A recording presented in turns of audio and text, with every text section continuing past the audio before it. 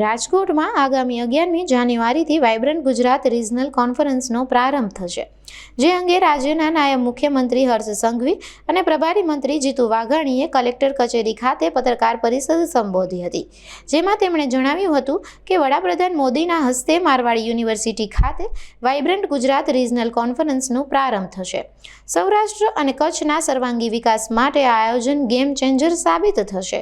કાર્યક્રમમાં 6 જેટલા વિશાળ ડોમમાં એક્ઝિબિશન તૈયાર કરાયું છે, જે ડિફેન્સ, ઓટો સેક્ટર, સિરામિક અને બ્લુ ઇકોનોમિક જેવી ક્ષમતાઓ પ્રદર્શિત કરશે।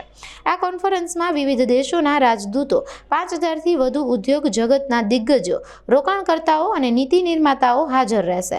આ કોન્ફરન્સ સૌરાષ્ટ્રની કૃષિ, ઉર્જા, મત્સ્ય ઉદ્યોગ, પ્રવાસન, ડિફેન્સ અને સ્ટાર્ટઅપ ક્ષમતાઓને વૈશ્વિક મંચ પૂરું પાડશે। આજે વહેલી સવારથી રાજ્યના સિનિયર કેબિનેટ મંત્રી, રાજકોટના પ્રભારી મંત્રી શ્રી જીતુભાઈ વાઘાણી જોડે ઇન્ડસ્ટ્રી વિભાગના સૌ સિનિયર અધિકારીઓ, મહેસૂલ વિભાગના સૌ સિનિયર અધિકારીઓ અને ઇન્ડસ્ટ્રી જોડે જોડાયેલા અન્ય બધા જ વિભાગના અધિકારીઓ જોડે રાજકોટમાં અડધા દિવસ માટે રાજકોટની વિવિધ ઇન્ડસ્ટ્રીઝ જોડે એક સંકલનની મીટિંગનું આયોજન કરવામાં આવ્યું છે।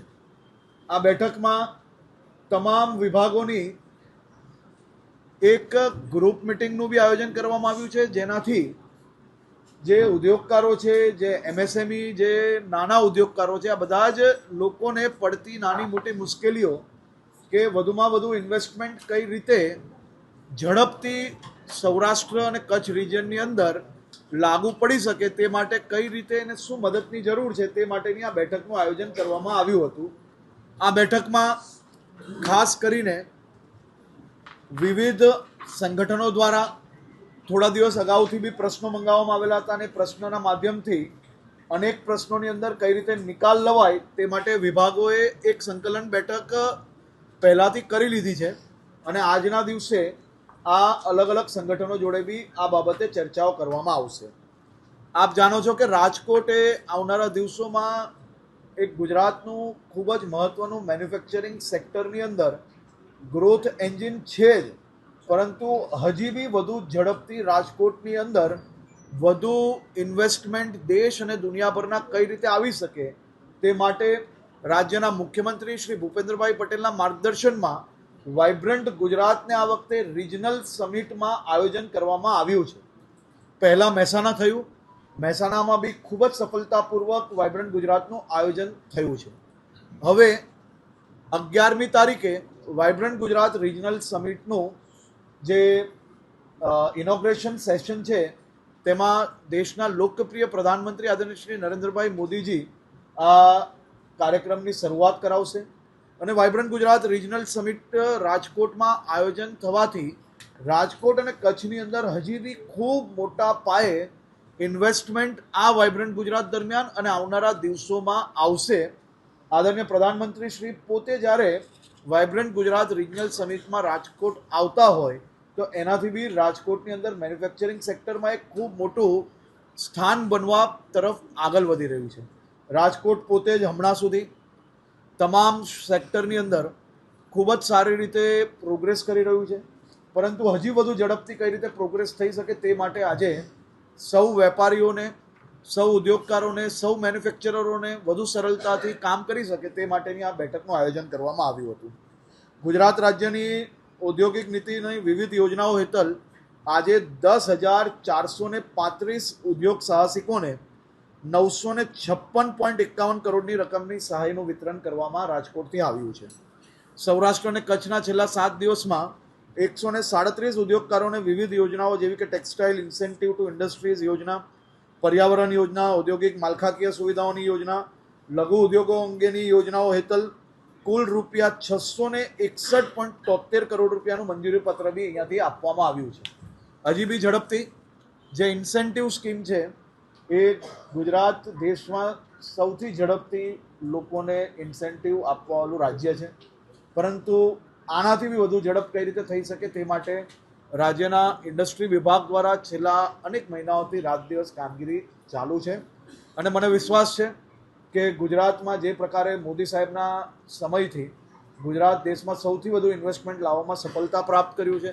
આવનારા દિવસોમાં બી ગુજરાત આ જ ઝડપે અને આનાથી બી વધુ ઝડપે મુખ્યમંત્રી શ્રી ભૂપેન્દ્રભાઈ પટેલના માર્ગદર્શનમાં આખી સરકાર રાજ્યના સૌ નાગરિકો સાથે મળીને એમના સપના સાકાર કરવા માટે કામગીરી કરશે. આભાર. એની સંપૂર્ણ માહિતી આપ સૌ લોકોને 9મી તારીખે સાંજે અહીંયા આપવામાં આવશે.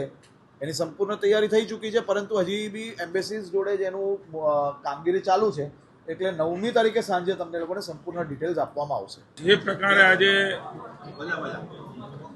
રાજ્યની ભારતીય જનતા પાર્ટીની ભૂપેન્દ્રભાઈના નેતૃત્વની અને ભાઈ હર્ષભાઈના માર્ગદર્શન અને સહકારથી ચાલતી રાજ્યની સરકાર સૌ પ્રથમવાર આ પ્રકારે અલગ અલગ જેટલા 10 જેટલા અહીંયા કોન્ફરન્સ હોલ હોય, ચેમ્બર હોય, મને જણાવતા આનંદ થાય છે કે નેશનલ હાઈવેઝ, રૂડા, આરટીઓ, જીએસઆરટી, ઇન્ડસ્ટ્રીઝને જેટલા પણ ઘટક લાગુ પડે છે એ તમામ લોકોની સાથે અલગ અલગ 10 જેટલા રૂમમાં સમગ્ર સૌરાષ્ટ્ર કચ્છના વેપારીઓ, ઇન્ડસ્ટ્રીયાલિસ્ટો જે પોતાનો ઉદ્યોગ વ્યવસાય કરીને રાજ્યની અર્થતંત્રમાં મદદ કરી રહ્યા છે, અમારા સૌ ધારાસભ્યશ્રીઓ જેમણે સતત રાજકોટની અને સૌરાષ્ટ્રના સૌ ધારાસભ્યોએ પોતપોતાના જિલ્લાની ચિંતા કરીને માનનીય મુખ્યમંત્રીને નાયબ આપણા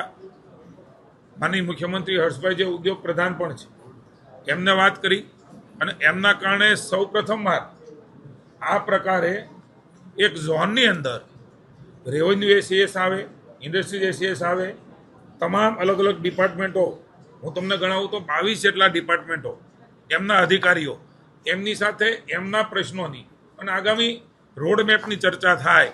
આવા રાજ્ય સરકારની પહેલને માનનીય મોદી સાહેબે ઇઝ ઓફ ડુઈંગ બિઝનેસ એ અભિગમ સાથે આ રાજ્યને આગળ લઈ ગયા. આજે દેશને પણ જે પ્રકારે ઇઝ ઓફ ડુઈંગ બિઝનેસ માટે વૈશ્વિક સ્તરે જે દેશની એક ઊંચાઈ બનાવી છે એ જ પ્રમાણે માનનીય મુખ્યમંત્રી ભૂપેન્દ્રભાઈના નેતૃત્વમાં અને હર્ષભાઈના માર્ગદર્શન નીચે આ પ્રકારનું રાજકોટની અંદર સમગ્ર સૌરાષ્ટ્રમાંથી ચેમ્બરના લોકોને બોલાવ્યા છે, વેપારીઓને બોલાવ્યા છે સૌરાષ્ટ્ર કચ્છના, અને એમની સાથે 1 to 1 પણ થાય ને સમૂહમાં પણ મિટિંગ થાય, સ્થળ ઉપર પ્રશ્નોનો નિકાલ થાય અને કેટલાક પ્રશ્નો નીતિવિષયક હોય તો રાજ્ય સરકારમાં લઈ જઈ અને હર્ષભાઈને મુખ્યમંત્રીની સાથે ચર્ચા કરીને નિર્ણય થાય. આ પ્રકારના અભિગમને હું પ્રભારી મંત્રી તરીકે આવકારું છું. રાજ્ય સરકાર ભૂપેન્દ્રભાઈ અને નાયબ આપણા મુખ્યમંત્રી હર્ષભાઈને હું સૌરાષ્ટ્ર કચ્છ વતી ખૂબ ખૂબ આભાર માનું છું અને અભિનંદન આપું. મિત્રો, એ વખતે પણ મેં વાત કરી હતી કે બધું ટેન્ટેટિવ તૈયારીઓ એ તંત્ર દ્વારા થતી હોય છે. આપ સૌને પણ મેં મિટિંગ લીધી ત્યારે કહ્યું હતું, કારણ કે પીએમ સાહેબનો ટાઈમિંગ, એમની વ્યવસ્થાઓ, એમના કાર્યક્રમો આ બધાના આધાર ઉપર નક્કી થાય ત્યારે અમે આપણને કહીશું. આવી ચર્ચા કરી હતી.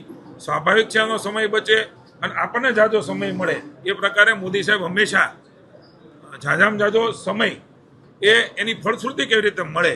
એટલે અત્યારે જે હજી પણ ટેન્ટેટિવ છે કે કદાચ એ સીધા જ હેલિકોપ્ટર દ્વારા જે સ્થળ છે મારવાડી ત્યાં પહોંચે, જેનાથી આપણો ખૂબ મોટો સમય એ આવનારા સમયમાં સૌરાષ્ટ્ર કચ્છનો જે રોડમેપ બનવાનો છે, જે ઇન્ડસ્ટ્રીઝ, જે અલગ અલગ દેશના લોકો આવી રહ્યા છે, હર્ષભાઈ હમણાં વાત કરી એમ આખો કાર્યક્રમ એ સૂચિત છે. એ કાર્યક્રમ નક્કી થાય એટલે આપને પુનઃ એકવાર જણાવવામાં આવશે. પણ આનંદની વાત એ છે કે મોદી સાહેબ એ સૌરાષ્ટ્ર કચ્છના રિજિયોનલ વાઇબ્રન્ટ સમિટમાં આવી અને નવી ઉર્જા, નવી દિશા અને નવો વિકાસ આપતા જવાના છે. Thank you.